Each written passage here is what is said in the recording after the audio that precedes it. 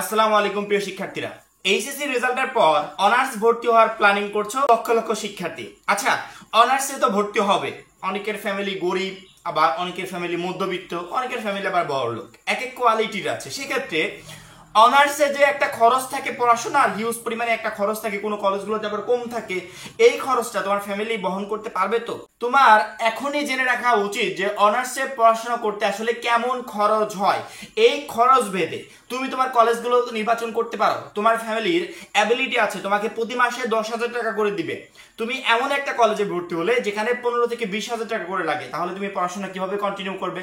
ভর্তি হওয়ার পরবর্তীতে তোমাকে টাকাগুলো নষ্ট করে আবার ওইখান থেকে চলে আসতে হবে। তুমি এমন একটা কলেজে ভর্তি হলে যেখানে প্রতি মাসে 10 থেকে 15,000 টাকা লাগে, তোমার ফ্যামিলি 5,000 টাকা বা 6,000 টাকা ক্যারি করার সামর্থ্য আছে, তুমি তাদের উপর এক্সট্রা বোঝা চাপিয়ে দিলে কিন্তু তুমি পড়াশোনা করতে পারবে না। এমন একটা এভারেজ রাখতে হবে যে ফ্যামিলি দিতে পারছে, আমিও সুন্দরভাবে পড়াশোনা চালাতে পারছি, বা আমি পাশাপাশি কয়েকটা টিউশনি করে চালাতে পারছি, এরকম একটা এভারেজ রাখতে হবে। এই জন্য তোমার জানা প্রয়োজন যে অনার্স কোন কলেজে আসলে কেমন খরচ। সেই সাথে আজকের ভিডিওটা মূলত কালকে একজন প্রবাসী বাবা তিনি তার মেয়েকে অনার্সে ভর্তি করবেন। তিনি বলছিলেন যে একটু অনার্সে ভর্তি কেমন খরচ লাগে এই বিষয়ে একটা ভিডিও বানান। আমি অনেক আশা করছি আমার মেয়ে অনার্সে পড়বে, কিন্তু আসলে খরচ সম্পর্কে আমার কোনো ধারণা নাই। আমি আপনার ভিডিও দেখি, একটু খরচ সম্পর্কে আমাদের ধারণা দিয়ে দেন। পরবর্তীতে আমি ভাবলাম যে এই প্রশ্নটা শুধু তার না, এই প্রশ্নটা বাংলাদেশের লক্ষ লক্ষ অভিভাবকের, লক্ষ লক্ষ শিক্ষার্থী সবাই জানতে চাচ্ছে এই বিষয়গুলো, যে অনার্সে আসলে পড়াশোনার খরচটা কেমন। ঠিক আছে, প্রথমত দুই ধরনের কলেজে সাধারণত শিক্ষার্থীরা অনার্সে ভর্তি হয়। এক হচ্ছে সরকারি কলেজ, দুই হচ্ছে বেসরকারি কলেজ। বেসরকারি কলেজে পড়াশোনার খরচটা সবসময় বেশি, সরকারি কলেজগুলোতে পড়াশোনার খরচটা সবসময় কম। সরকারি এবং বেসরকারি কলেজের ভিতর আবার প্রকারভেদ আছে। মফস্বল এলাকায় বা গ্রাম পর্যায়ে অনেক সময় দেখা যায় কলেজ থাকে, আবার উপজেলা পর্যায়ে তো মাস্ট বি কলেজ থাকে, জেলা পর্যায়ে কলেজ থাকে, বিভাগীয় পর্যায়ে কলেজ থাকে। তুমি যদি গ্রাম অঞ্চলে কোন একটা কলেজে যদি ভর্তি হও, বা তোমার ইউনিয়ন ভিত্তিক কোন একটা কলেজে যদি তুমি ভর্তি হও, সেই সমস্ত কলেজে প্রতি মাসে তোমাকে 2 থেকে 3,000 টাকা খরচ ধরে রাখতে হবে। অনেকে বলতে পারো যে ভাই 2 থেকে 3,000 টাকা হয়ে যাবে। হ্যাঁ, এটা আমি মাসিক খরচ হিসাব করছি, মাসিক খরচ। তুমি মনে করো 10টা প্রাইভেটই পড়লে, 10টা সাবজেক্টের, মানে আমাদের তো 2টা পার্ট আছে, প্রত্যেকটা পার্টের জন্য আলাদা আলাদা টিচার নিয়োগ করে 10টা প্রাইভেটই পড়লে, সেই ক্ষেত্রে তোমার কিন্তু এই খরচে হবে না। অর্থাৎ প্রতি মাসে 2 থেকে 3,000 টাকা তোমাদের কলেজের জন্য ধরে রাখতে হবে, আমাদের পার্সোনালি কলেজের জন্য ধরে রাখতে হবে। প্রাইভেট যে পড়ছো এইটা তোমার এক্সট্রা হিসেবে যোগ হবে। একটা প্রাইভেট পড়ছো 500 দিচ্ছ, এটা এক্সট্রা হিসেবে যোগ হলো। 2টা পড়ছো 1,000 দিচ্ছ, এক্সট্রা হিসেবে যোগ হলো। 3টা পড়ছো 1,500 দিচ্ছ, এটা এক্সট্রা হিসেবে যোগ হলো। এটা তোমার এক্সট্রা খরচ। মাসিক কেমন খরচটা লাগবে সেটা আমি ধরে রাখছি। যদি গ্রাম পর্যায়ে কোন একটা কলেজে পড়ো তাহলে 2 থেকে 3,000 টাকা লাগবে। এবার আসি উপজেলা পর্যায়ে। সাধারণত প্রায় সংখ্যক শিক্ষার্থী দেখা যায় উপজেলা পর্যায়ে কলেজগুলোতে পড়ে। উপজেলা পর্যায়ের কলেজগুলো আবার 2 টাইপের হয়ে থাকে। এক হচ্ছে তুমি কলেজে গিয়ে একটা মেসে বা একটা হোস্টেলে উঠে সেখান থেকে পড়াশোনা করলে। সাধারণত সরকারি কলেজগুলোতে আসলে হোস্টেল থাকে, হোস্টেল ব্যবস্থা, মেস ব্যবস্থা থাকে।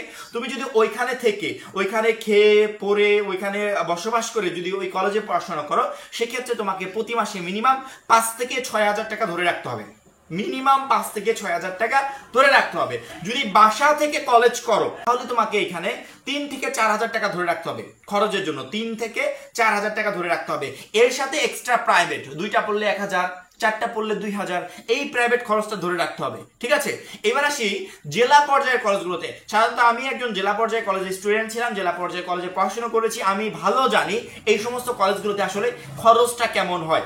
জেলা পর্যায়ের কোনো কলেজে তুমি যদি পড়াশোনা করো, সেক্ষেত্রে তোমাকে প্রতি মাস কলেজের জন্য মিনিমাম 10,000 টাকা বাজেট ধরে রাখতে হবে। প্রাইভেটটা ইনক্লুড আছে। যদি প্রাইভেট অতিরিক্ত পড়ো সেক্ষেত্রে অতিরিক্ত 1-2,000 টাকা তোমার বেশি লাগবে। জেলা পর্যায়ের কলেজে মিনিমাম প্রতি মাসে 10,000 টাকা তোমাকে বাজেট ধরে রাখতে হবে। এখানে তুমি যদি মেসে থাকো এর ভিতরে খরচটা, হোস্টেলে থাকো এর ভিতরে খরচটা।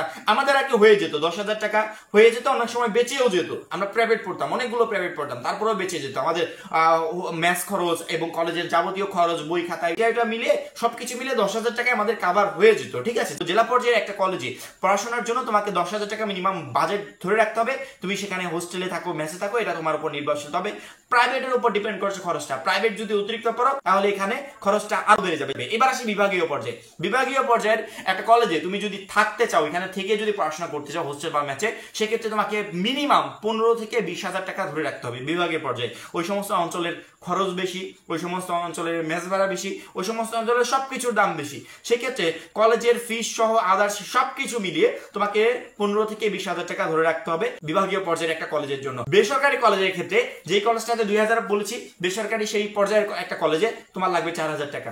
মনে করো যে কলেজটাতে 5,000 বলেছি, বেসরকারি সেই উপজেলা পর্যায়ে একটা কলেজে লাগবে তোমার 8 থেকে 9,000 টাকা।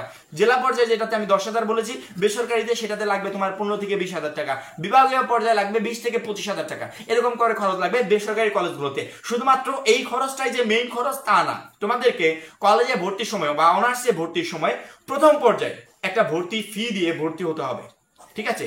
গ্রাম অঞ্চলের কোনো কলেজে যদি তুমি ভর্তি হও, সেক্ষেত্রে তোমার 2,000 টাকা বা 1,500 টাকায় খরচটা হয়ে যাচ্ছে।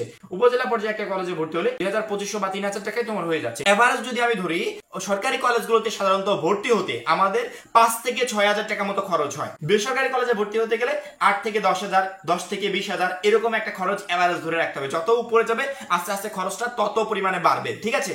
এখন আমার কথা হচ্ছে, তুমি যখন একটা ইউনিভার্সিটিতে ভর্তি হবে, মানে কলেজ এন্ড ইউনিভার্সিটিতে ভর্তি হবে অনার্সে ভর্তির জন্য, সেক্ষেত্রে তোমাকে এখানে অনেকগুলো বিষয় চিন্তা করতে হবে যে আমার ফ্যামিলি পারবে কিনা। ফ্যামিলি পারে, ফ্যামিলির অ্যাবিলিটি আছে, সেই অ্যাবিলিটি অনুযায়ী আমি একটা কলেজে ভর্তি হব, যাতে পরবর্তীতে পড়াশোনা ছেড়ে দিয়ে আমাকে বাসায় চলে না আসতে হয়। যেখানে পড়ছি ওখানে যত 4টা বছর সুন্দরভাবে পড়াশোনা কমপ্লিট করে তারপরে আসতে পারি। সেক্ষেত্রে অবশ্যই ফ্যামিলির সাথে এই বিষয়ে ডিসকাস করবে যে ফ্যামিলি পারবে কিনা। আশা করি অনার্সে পড়াশোনার খরচ কেমন সেই সম্পর্কে যাই হোক একটা প্রাথমিক ধারণা দিতে পেরেছি। এর পরবর্তীতে ভর্তির আগে আমরা বিস্তারিত বিষয় নিয়ে আলোচনা করব। এখন এই পর্যন্ত, পরবর্তী ভিডিওর জন্য চ্যানেলটা সাবস্ক্রাইব করে রাখবে। সবাই ভালো থাকবে, সুস্থ থাকবে।